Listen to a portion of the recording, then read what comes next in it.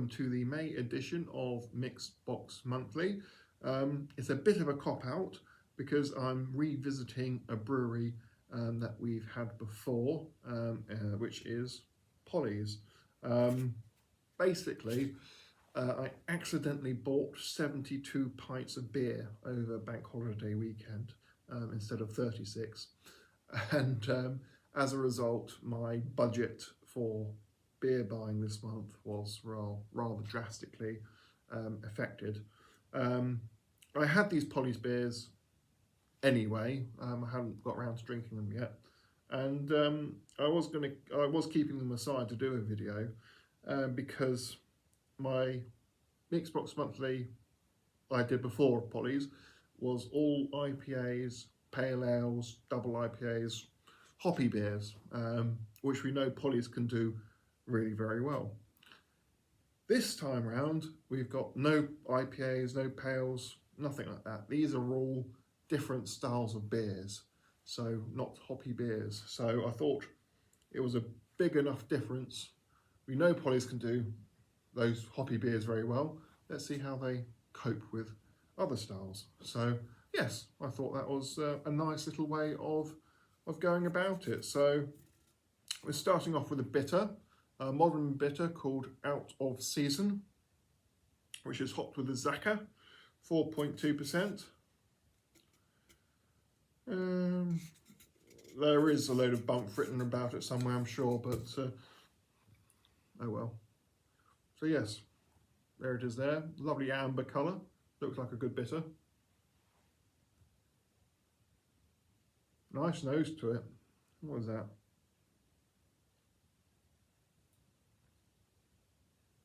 Slightly lemony orange peel, slightly citrusy nose. 4.2 Izaka Malt and Bitter. Let's try it.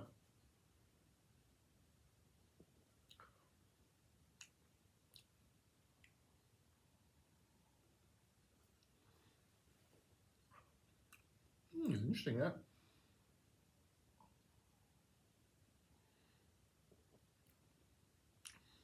First off, it's got a very clean maltiness to it. You sort of get that lager cleanliness. It's got that. I mean, it's sort of slightly toasted malt flavour. A bit of spiciness. Perhaps there's a bit of rye in there as well.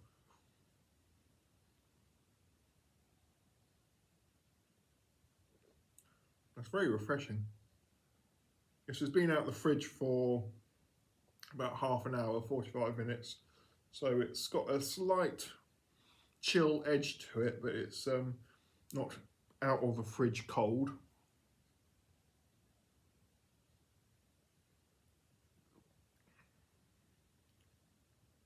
That's very refreshing, actually. It's a bit of sort of heavy bitter presence.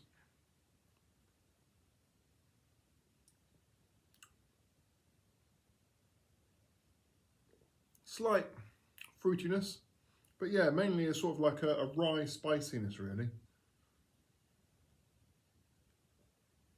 A bit of toasted malt. That's very tasty, actually. It's a different sort of bitter. Good. So I've just looked up the bump for Out of Season. It says, Out of Season is our take on a style that deep down each of us profess to love. A bitter with a modern twist to make sure you know it's definitely a Polly's beer. We've allowed our malt bill to do the talking here. A simple lineup of extra pale and milled DRC brings a biscuity sweetness and hearty amber colour, whilst a gentle addition, both hot and cold side of a Zaka, brings a resinous bitterness backed up with a citrus sweetness to play off the malt bill perfectly. So there we go. I thought I was tasting rye. Well, I've never heard of milled DRC before. That's a new thing on me. I'll have to look that up. But yeah, still very nice. Up next is certainly an intriguing one. It is a stout from Polly's 5.6% oatmeal stout called Get Comfortable. So there we are there, and you see black as the ace of spades, slight red hue, beige head. I've got the waffle. I'm just going to get to the important bit because it says how much usually a hoppy beer brewer. We've always floated around the dark side of things, but never really explored too far within this territory. Wanting to up the oats on the grist bill to create a purposely full-bodied stout, we're letting the malt alone do the talking on this beer. A full 20% of the grist bill being oats, we've backed this up with black malt and pale chocolate malt to go with our house standard extra pale to create a velvety smooth, decadent stout that isn't extreme on the strength. Perfect for this time of year, being winter, when they brewed it. So yes, there we go. Certainly has that roasted malt aroma. Coffee notes.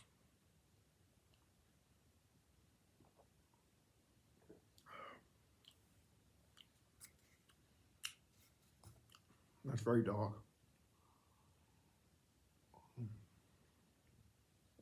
Yeah. You can really taste the oatiness there.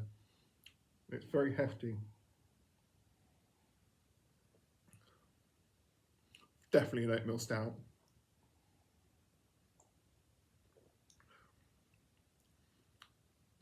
Bit of black treacle going on as well. Slight chocolatey hint perhaps.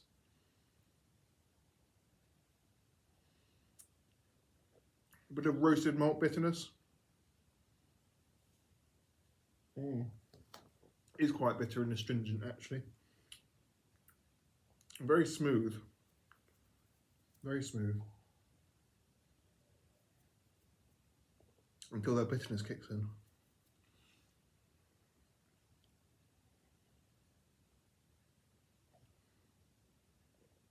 Very dark tasting, you know, when a stout's a proper full-on ballsy, roasty, malty. It's very good.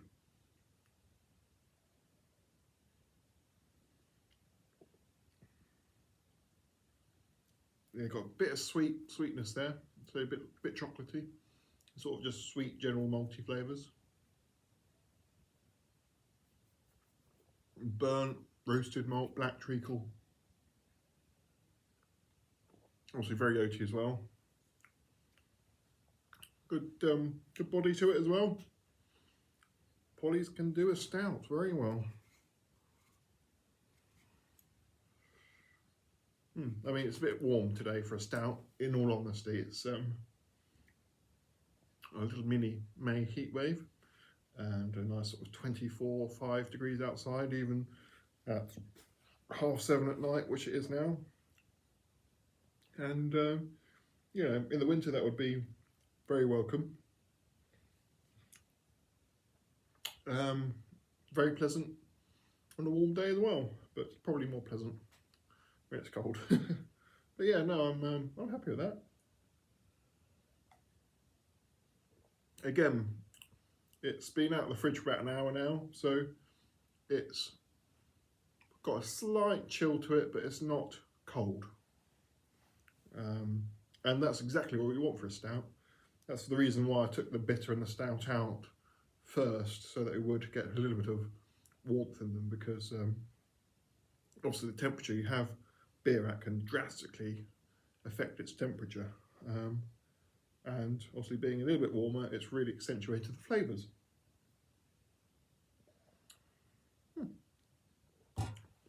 I like it. Next up is this juicy looking number. Lovely colour. It's called Soma Centre. It is a fruited goze coming in at 4.4%. Blackcurrant, lemon and sea salt. There we go. Or there he goes, as you would say. So let's read the bump.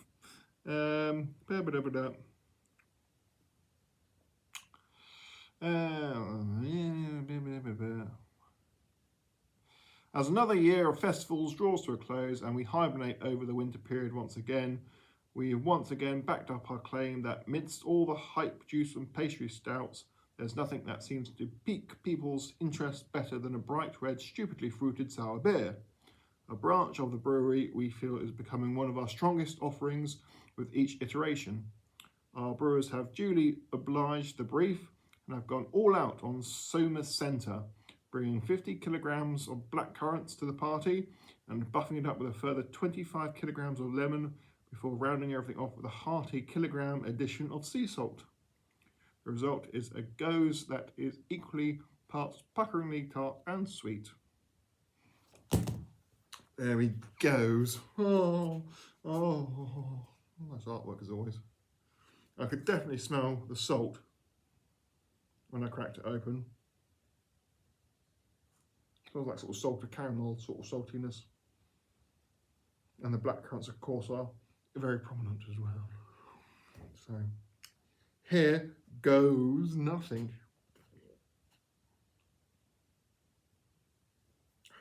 Hey.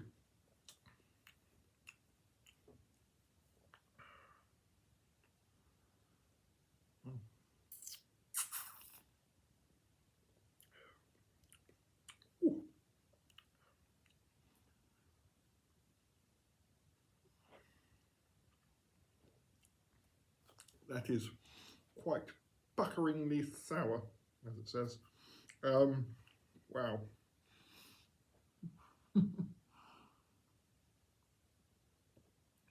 It is very sour.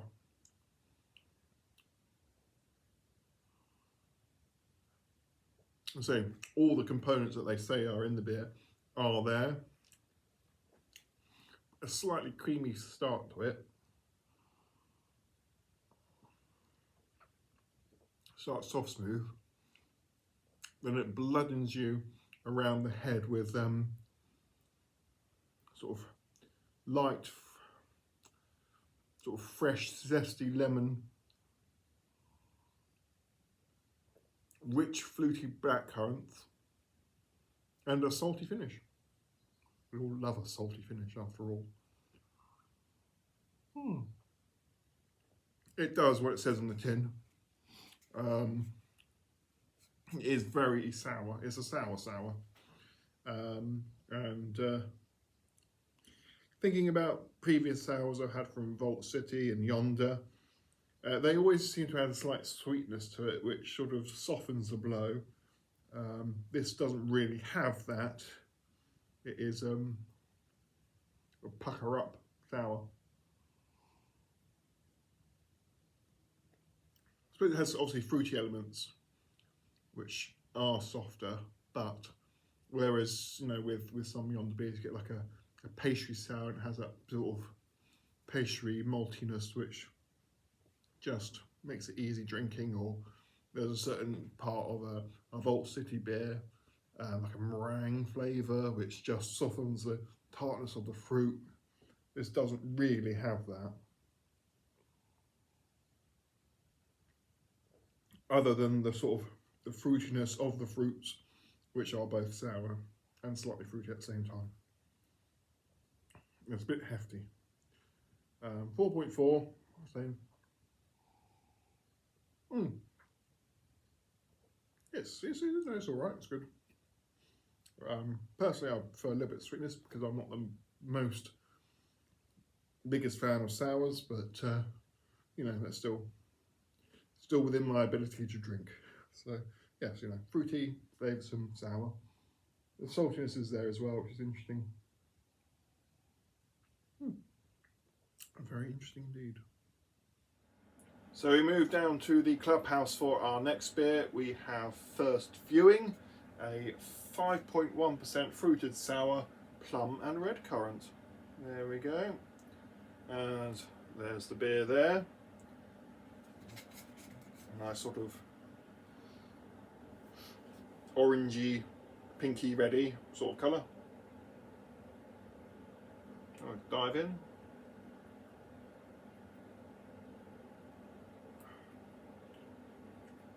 Ooh, sour, definitely sour.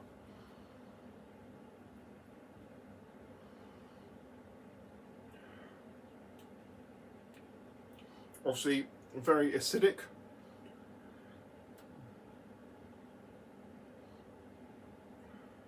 Very smooth though. Yeah, once you get past the initial sour shock, it's actually very smooth. Creamy back end,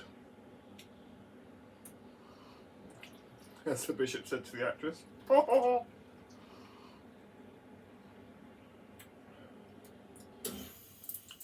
Yeah, sort of ice machine. Cleaning it out because it was filthy. Well, not filthy, but I put some cleaning through it. I'm just rinsing it through water at the moment. Anyway, so yeah, screen back end. Yeah, so very smooth once you get past the initial sour whack. And yeah, very pleasant, plummy, red currant notes, I suppose. Red currants have that slightly tart note to them, don't they? It's very pleasant actually. Good summer sipper. So once you get past the sourness, it's very approachable. So it's still quite acidic on the back end, but it's not too bad. Here he goes again. Oh, we'll run out of bad jokes one day. Fresh purple, as you can see there. A fruited imperial goes at 7%. Blackberry and sea salt. Very blackberry colour-esque. So let's see what the information says. Deciding to stick with the high ABV sour beers to maintain that thick, pulpy mouthfeel to accentuate the fruits we use, we decided to bring things back to basics with a straight-up addition of blackberry to create the full-on smoothie for grown-ups, amplified to the max for a banging goes that's equal parts sweet and sour, with a healthy addition of local sea salt to take the edge off that smacking of tartness. This beer is perfect for those times where you want to just drink something straight up silly. So there we goes. Here goes nothing. I really ought to stop.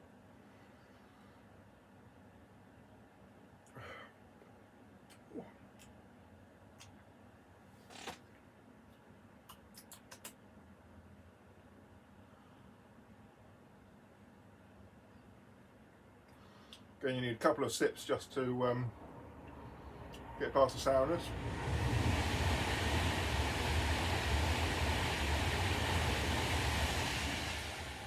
Right then.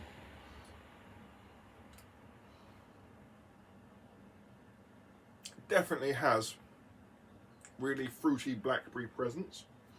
I love brambles, as Northerners would call it, but yeah. Blackberry is a great flavour. I've made blackberry vodka, which was a success. It was only a success after I added a tiny dash of cinnamon though. Anyway, yes, blackberry vodka is nice. But yes, nice blackberry flavours here.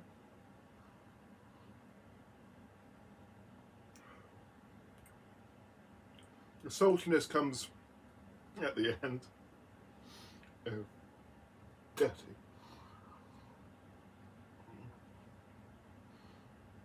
I think I made that joke before as well. Anyway, yeah, that's sort of a back end sort of note, the saltiness. But yeah, lovely blackberry flavours. I think the actual extra strength really helps us along. It seems to be a little bit more fruity and a little bit sweeter as a result. Still has obviously quite high acidic sour levels, but overall, that fresh purple is very tasty. I think that's the best of the sours I've had yet, I reckon. So the last beer in our May mini mixed box monthly is Wind Fever. Admittedly, we are going back to hoppy beers, but it's a triple IPA at 10% with Cashmere and Idaho 7, so not your typical run of affairs. Slightly greyish orange colour.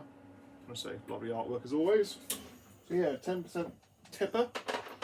Let's read the bump. We're hopping firmly back aboard the hype train set off from our birthday beers, and we're making a stop in Teeper Town, baby. As we rolled into the new year, our founder and managing director, Sean, wanted to make a conscious effort to spend more time in the brewery and reconnect with what made him want to come into this game in the first place, brewing incredible beer. Wind Fever is Sean's first solo effort back on the kit, and it's a big one. An absolutely hop-drenched feat of alchemy, up there with some of the best we've ever brewed. With a dry hop charge positively bursting at the seams, pushing the 3 grams a litre mark. We have absolutely loaded this beer to the nines with an Idaho 7 and cashmere hop bill, squeezing every last conceivable drop of mango, peach and apricot, backed up with earthy black tea notes for balance. Thick and soupy, and frankly a little silly, as all tippers should be. So there we go. Chin chin.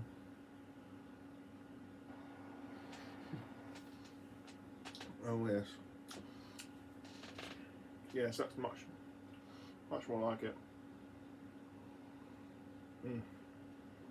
Right. It's thick on the mouth. It's incredibly juicy. Sweet creaminess. A load of soft fruit flavours, sort of that apricot peach, creamy lactose, and a hefty, resinous. They do mention black tea, and I can see what they're talking about. That is a bit there. Yeah, resinous, black tea, earthy bitterness.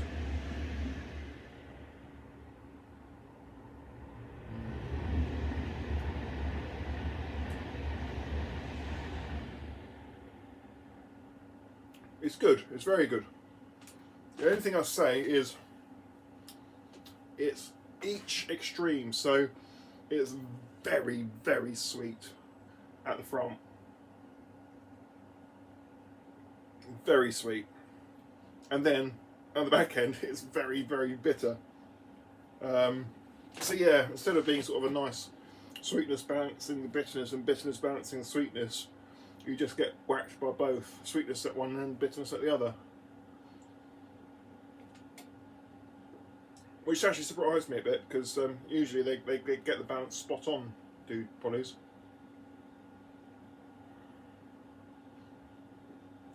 Very interesting.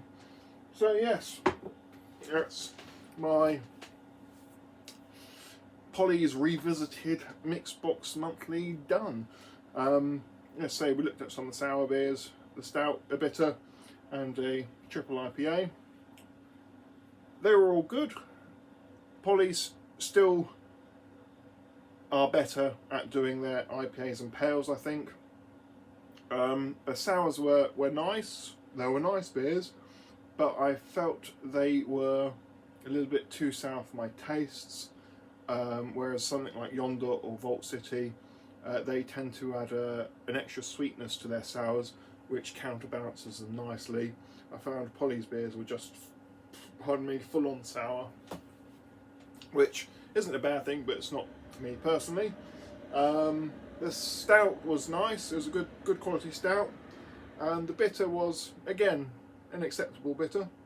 So I think, you know, they do other styles very well, but I would probably just keep buying their IPAs and pales because they do them extremely well.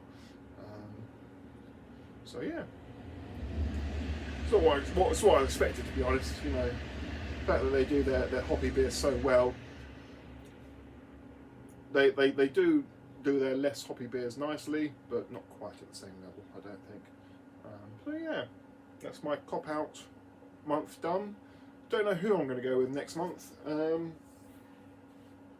you've got any suggestions, let me know. For what's after May? June. Yeah, so for June mixed box, if you've got any suggestions of breweries I should try in the UK, do let me know and I will have a look. Yes, right, we'll stop there and finish that beer, and then I've got a load of espressos, martinis to have. Goodbye.